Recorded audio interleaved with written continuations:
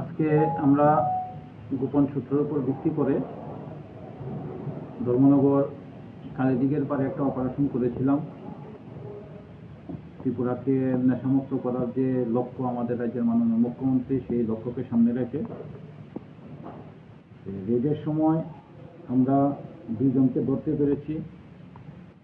একজন পালিয়ে যায় বাইক নিয়ে। দুইজনকে ধরতে পেরেছি। একজন হলো বাহার উদ্দিন, বয়স 24 বছর, বাড়ি চামচিরা, পাতারকান্দি।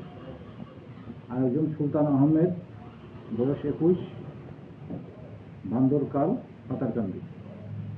তাদের পজিশন থেকে 7000 ইয়াবা ট্যাবলেট পাওয়া গেছে। এটা একটা ভীষণ মারাত্মক ধরনের মাদকদ্রব্য। একটা ট্যাবলেট খেলে প্রায় 3 দিন অবধি নেশা থাকে। এটা 7000 ট্যাবলেট পাওয়া গেছে, যেটার কালোবাজারের মূল্য 35 লক্ষ টাকা থেকে বেশি। ধর্মনগর থানাতে একটা এনডিপিএস কেস হয়েছে, তাদের ইন্টারোগেশন চলছে। যে লোকটা পালিয়ে গেছে তাকেও ধরা হবে।